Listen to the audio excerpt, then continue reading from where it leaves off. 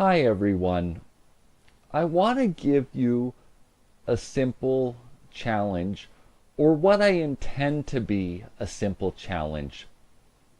It's not to compare yourself to others. Why I bring this up is that when you have a long-term disability, it's a lifestyle that most people aren't living. And so the quality of life and the functions of daily life are so radically different than what you once had. I wasn't always in a wheelchair, so I know both lifestyles, being able to move freely, not being affected by chronic pain, and then the other set of, like the other extreme, where I'm in a wheelchair, where chronic pain limits my activities, and overall where I've needed to rely on personal support workers and help for my day-to-day life. They're two different entities altogether. Why I'm sharing this with you is that it takes courage to be your own person. And I want to encourage you to grow in this and to be confident in yourself. And this really isn't just for people who are in wheelchairs and dealing with chronic pain. This is also about life. If you set yourself up to be in competition with your neighbors, the biggest house, the newest car, the best furniture, newest computer, and latest and greatest gadgets, you're gonna miss out on the joy in life that comes from being you and using your talents, your abilities in a way that you're still able to do so even with a long-term health care challenge. So I want to ask you to try to be yourself and to be true to yourself in not comparing yourself to others. The part that's not seen when you're comparing to a neighbor's house versus yours is what they've gone through to get it, and the fact that there's so many people that are only a check or 2 weeks away from being in poverty and not being able to afford the cost of living. So I want to encourage you to direct your focus on yourself and also on the Lord, being grateful for what you have. And instead of being in competition with your neighbors or the other people you know, be happy for them instead. And then be grateful for what you've got. I've learned a long time ago that having stuff doesn't make you happy. I realize that a certain amount of money and housing is required for life. And I genuinely hate to see people struggling with poverty-related items. But if you have a place to lay your head at night and you've got food in your belly, you've got a lot to be grateful for. I understand that there's still struggles that come with this lifestyle.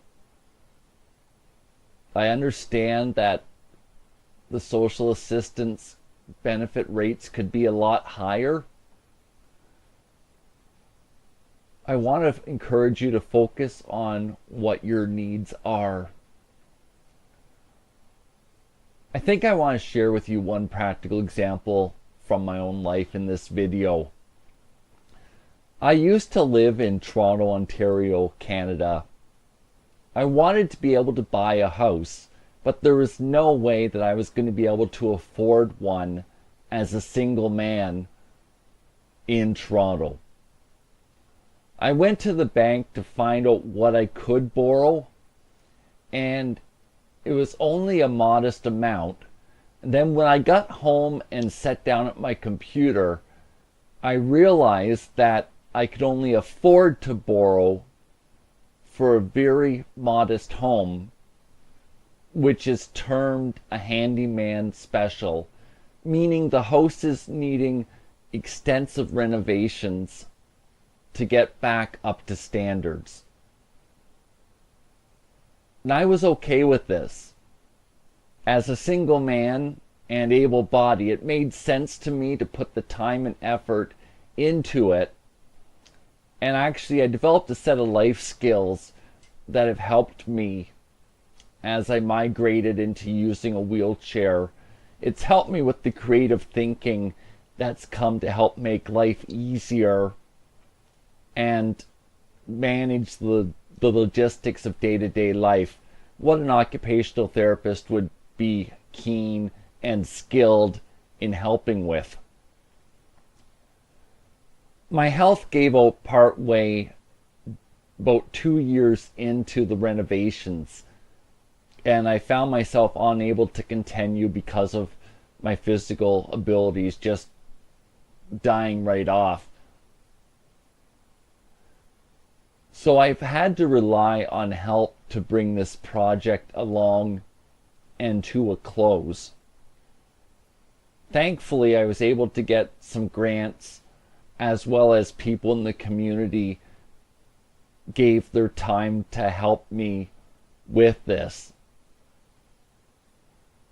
Where I'm going with this is that I could have never afforded a normal house that's full, completed.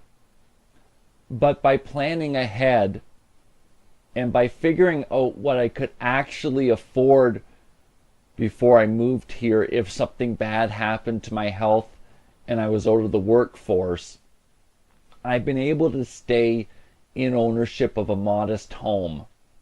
And I'm grateful for this. You know, when I've needed to put up grab bars to help me and other modifications to accommodate my body, it's been easy for me to do so. I didn't need to seek permission of a homeowner to make changes to their property. If I had been in competition with people, I would never have bought this house. And that's really why I'm sharing this with you. But I had already learned at that point in my life that I was, a single man, and I'd been figuring out what I could afford as a single man. I want to encourage you to be your person, to be grateful for what you've got, and genuinely in your heart to be thankful for others, what they can do to help you, what people do to help you, and also being able to be grateful for what other people have that you may not be able to because of your circumstances. It does take a lot of strength to remain being your own person, not giving in to peer pressure or the effects of pride. But if you're being your own person, you're using your skills and abilities yourself, and it's what brings joy, or some of what brings joy at least, in the midst of when you're facing the challenges of life. Anyway, I hope I've given you something to chew on tonight. Thanks for the time that you spent with me. Bye for now.